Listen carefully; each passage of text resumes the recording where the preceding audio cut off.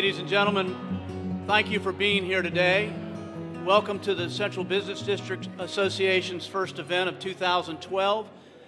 I'm Bill Harrison. I'm the president for the coming year, and I really appreciate your support of this organization. Another good friend and a longtime member of the CBDA, who is also a sponsor today, is going to introduce our guest speaker. Bob, come on up. Bob Kerr of Kerr Environmental.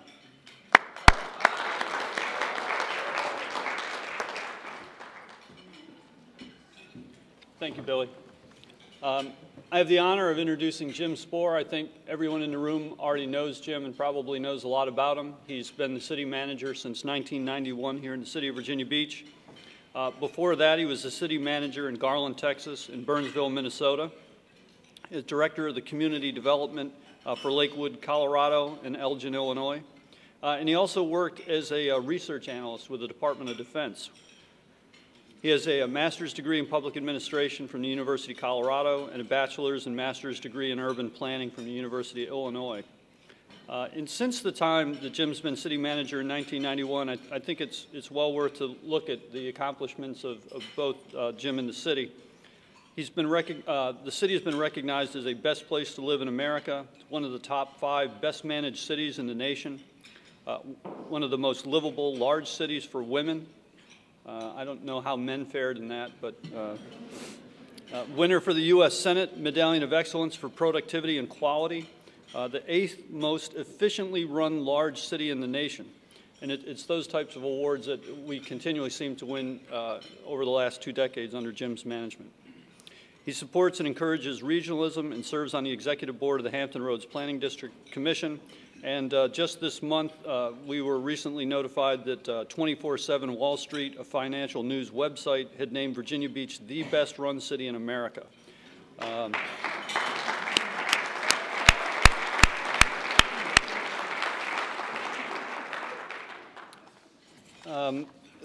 One other thing is, or a couple other things, we investigated Jim in depth today by asking his staff a couple questions, and they wanted us to understand that Jim is still an avid runner. He doesn't listen to music anymore when he runs because of he can just listen to the creaking of his ankles. He's also apparently an avid dancer and gets down when the right music is being played by Right On, a band that I think some of you may know who enjoy the 70s era music. And lastly, on a serious note, he's very proud to be a grandfather of 2 lovely granddaughters. So with that, congratulations on all those accomplishments, and look forward to your remarks.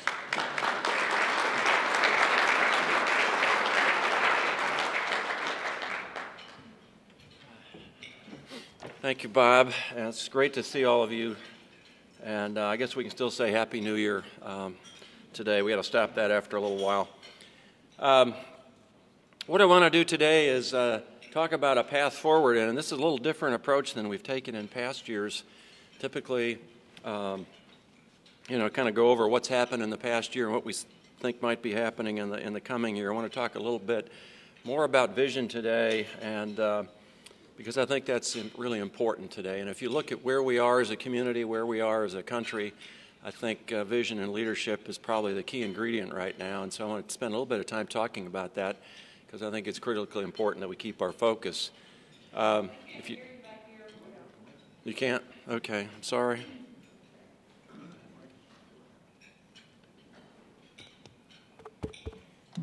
That one's working. Let me go with the one that's working. Yeah, 1 out of 3 ought to be good. I think to start that conversation, we need to see where are we, and let's look at some of these factors, kind of a summary of our current reality. Look at unemployment, real estate assessments, building permits, defense spending, our budget gap, federal and state issues, and the regional economy just puttering along, as Jim Cook says. Unemployment, in the country was up over 10%. It's now down to 8.5%, fortunately. Virginia's better than that, and we're better than Virginia. So the trends there are very good for us. It's starting to come down. We're now at about 6%, and I predict by the end of the year we'll probably be down to 5%. Real estate assessments, you see some unprecedented things there in terms of drops in assessment. We thought we'd never see that in Virginia Beach. The assessor is predicting a 5.5% drop this year, which that translates for us to about $22.5 million in revenue, because that's our largest source of revenues from the real estate and the property tax. So that's a significant factor. Probably equally as important is that he's projecting a 3% drop the year after that, and a 3% after that, and coming back to neutral. It wouldn't be until the summer of 2016 that we'd start to see growth in real estate values in the beach. I hope that's not right. Building permits, we really peaked in 2006 at nearly 800 million. And we just started 4 or 5 years of decline this last year. These recent numbers on the right are very recent. Just as of the end of calendar year 11, we're up to about 460 million in terms of permits. So I think that trend is going the right way, as are many of our other indicators. Defense spending in Virginia Beach, this is not the region, this is just the city, peaked at $14 billion in 2010. We're projecting that that'll level off in 13 at about $10 billion. That's really a guess on our part. We're hoping that's the case. As the defense budget is taken apart, it's obviously going to have an impact on us, and we need to be aware of it. City and school budget gap, you notice the bars on the left are the same. That's because we have to have a balanced budget. We're looking at a pretty significant gap for 2013 and 2014 and so on and so forth. What's driving that, and it's about a $90 million deficit projected, is some major factors. One, I mentioned the real estate assessment drop and the loss in property taxes. That's $22.5 million. The retirement system, the increase in our retirement system payments for fiscal 2013 is $26.3 million. That's a one-year increase. Health insurance, $16.1 million, and then in the out years, the SIPSA situation, as our favored nation status will cease, those rates will go up as well. So a total of about $90 million. Obviously, we've been in a recession, kind of in a recessionary mentality. A lot of people that you talk to in the business community around town really kind of down in the valley. And I think it's time that we take a look at where we are realistically and focus on what's important for us. We're kind of in a fork in the road, and I think, as Yogi Berra says, if you're fork in the road, take it. What's going to be our direction? So I think, what's our response to where we are? Things are starting to look a lot better. I think we need to focus on keeping our clear and consistent vision followed with action. Government efficiency, which some of you would say is an oxymoron. Diversify and grow the economy, preserve our military assets, emphasize quality education, and enhance our quality of life. Those, I think, need to be collectively our response. I want to give some credit to the City Council. This is a copy of the cover off of their report from last August and their strategic planning workshop. They have done a great job over the 20 years that I've been here of setting the direction, establishing goals. These are the 5 major goal areas for 2016. You notice growing the local economy, improving transportation, and becoming a first-class resort for residents, businesses, and tourists. Sounds like we need a hotel. Major projects for 2011, they follow up the goal setting with specific projects. These were the ones that were listed for 2011. I'm not going to read those, but there were a bunch of them, 14 to be exact, and we are in the process of accomplishing all 14 of those.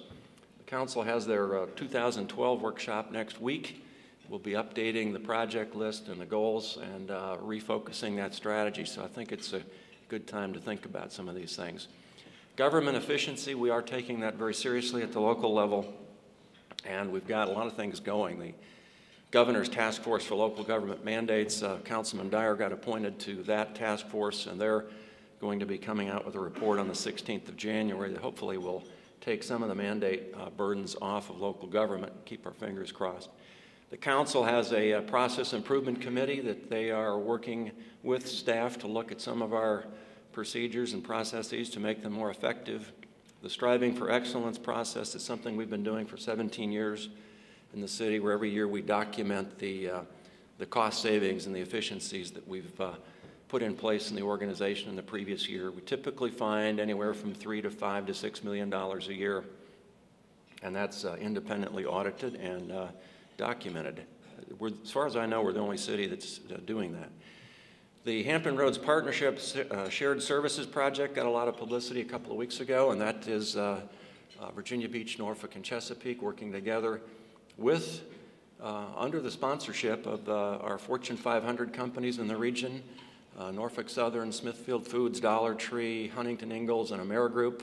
Glad to see AmeriGroup join the CBDA. Have put up money and loaned executives to work with the city managers and our staffs to see if we can share some services to save additional funds. We've identified 112 service areas that need to be examined. We're trying to narrow that down to maybe 10 or 12 that we could actually implement.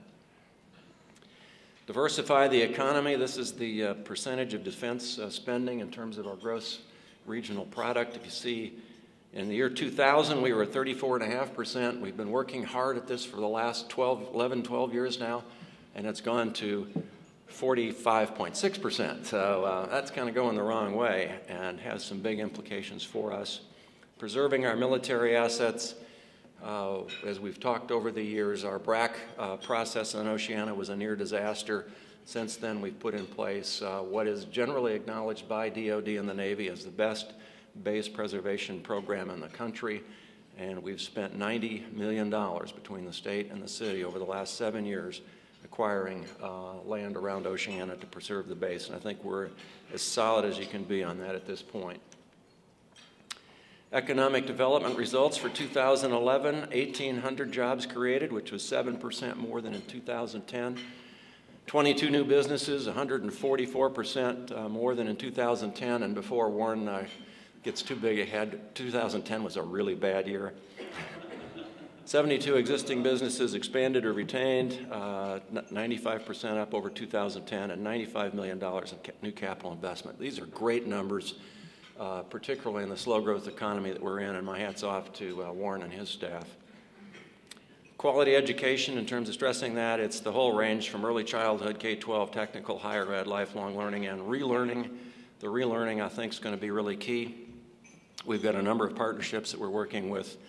Our Grow Smart program, the Square One program, the Opportunity Inc., and really working with the K-12 folks to maintain our quality education. Enhancing our quality of life, public safety. We're the safest city in terms of violent crime rate in the United States. The next safest large city, we're talking over 350,000 cities here in the United States, is Long Beach, California. Their violent crime rate is 4 times what it is in Virginia Beach. So we're not just the safest by a little bit, we're the safest by a lot. Cultural opportunities, 400 events in the Sandler last year, for example. I could go on every one of these. Parks, recreation, and open space. This past year in 2011, we acquired 1,622 acres of open space. Great library system, talk about that a little bit more in a minute. The aquarium, you go on and on and on. We really need to, and there's a tremendous amount of pressure to cut costs and to stop funding some of the quality of life things in this community. I think education, quality of life, those are going to be the things that make us successful. This is a slide of the new animal shelter that was opened on December 5th. I think it says a lot about a community in terms of how we treat our animal friends, and if you haven't been over to see this, it's a great facility, just opened. This is a slide of the Williams Recreation Center in Bayside that's under construction. It's a rendering of what it will look like when it's finished in August. And let's don't forget the iconic beach and boardwalk. That's, you know, we've got an environment here and a quality of life that is unequaled anywhere in the country, and we need to play that as a strength. Play to your strength. Well, what can we do to continue to move forward? We've kind of talked about where we are, what the current reality is, what we need to respond, and I think we really need, as I said, to stress government efficiency. It's going to be critically important that we can demonstrate to the public that we are running an effective and efficient organization. We need to create partnerships, and we need to thoughtfully plan for the future. So let's talk a little bit about partnerships. They have tended to be very controversial. And to me, they're a way of creating and accomplishing community goals by deploying maximum resources. And I think it's important to keep in mind that we've got all different kinds of partnerships. It's not just the public-private partnership, it's the partnerships that we have, the public has with nonprofits, it's the public-public partnerships that really get the job done for us. And if you think about the history of the United States, if you go all the way back to 1817, when the Erie Canal was built, that was a partnership that got an important piece of infrastructure built that changed the economy of that part of the country. And that's what we've been doing. We've been doing a great job in terms of creating partnerships. I'm just going to run through these very quickly. A lot of you in this room were involved in many of these, but I'm really proud of these. The acquisition of land to protect Oceana, that's the state and the city. The Higher Ed Center, that's Old Dominion, Norfolk State, and the city. You see 3 of them there with TCC, 4 of them with TCC. Mike here. We have had a great partnership relationship with Tidewater Community College, and we're doing some great things there. The joint use library is going to be spectacular. Nonprofit public partnerships. There's a pretty good list. Everything from the aquarium, Contemporary Arts Center, Sandler Center, Princess Anne Commons with the Y and the 50-meter pool. That one's still under negotiation right now, but I think it's going to happen. Hampton Road Soccer Complex, Operation Smile LifeNet, and so on. Pretty spectacular. Public-private partnerships, these have been the more controversial ones. The amphitheater, seeing Billy here makes me think of the amphitheater. Alaskan Gateway, 31 Ocean, the Hilton Hotel, the park, the parking deck, 9th Street Garage, Grommet Island Park. Sandbridge Beach Project, that's a partnership with the actual residents and property owners in Sandbridge, the Virginia Beach Fieldhouse, and probably the granddaddy of them all right here at Town Center. There's LifeNet, Operation Smile World Headquarters under construction. This is the Joint Use Library out at TCC. It's going to be significantly larger than the Central Library, and it's going to be a spectacular facility. Look at that. Where's David Byrne? The hospital complex, Princess Anne Hospital Complex, Medical Complex, what an incredible addition to the community that is. There's the field house, 177,000 square feet. All we did was provide the land and do some tax rebate, and they built the facility. It's packed if you haven't been out there. Amphitheater. Amphitheater now, we've recovered all of our investment that we put in. We put $10 million into this. We recovered that, and we're making about $1.2 million a year in terms of surplus revenue that goes into the budget. And home of the world champion Virginia Destroyers in the UFL. So that's kind of the partnership piece. You think about where would Virginia Beach be? What would this city be like if we hadn't done those partnerships? And that wasn't a total list. There's a lot of other ones as well. Every one of those partnerships represents a deal. It represents a lot of work and a lot of effort to bring together resources to create something that we want and to do it in a cost-effective way that we don't have to pay for everything. I think Virginia Beach is an enormously better community than it was before we did all those. What about planning for the future? We've done an exceptional job in terms of planning. And as Winston Churchill, my dear friend, said, a failure to plan is a plan to fail. So while we've been in this dip, we have been taking advantage of that in terms of doing some pretty aggressive planning. And I think a lot of you have been involved in that. I know many of you have as well, participated. These are our strategic growth areas. It doesn't come to surprise anybody in this room that Virginia Beach is by and large built out. There aren't any huge tracts of land to be developed. So we've got to develop a strategy that figures out how can we continue to grow the economy and provide jobs and prosper as we redevelop our city. And the strategic growth area concept is one that I think has a lot of merit. You see them there in the white area with the red around them, stretching from Newtown Road all the way down to the ocean front. Here we are at Town Center, Pembroke. You all won a big award for this plan. This is Burton Station, the resort area, Newtown Road. Look at that. Now, what is that in the middle there? That looks like a light rail train. That's the Rosemont area. We're finishing up Lynn Haven right now. That'll be done in March, and we're going to start then at the end of the spring with the Hilltop SGA. There's a map of that. And then we'll do the last one, which will be the CBN Centerville Regent Plan, and we'll be done. That will be, both of those will be completed by the end of the year. So by the end of calendar 12, all 8 of the strategic growth areas will be planned and will be into implementation, and we already are on some of them.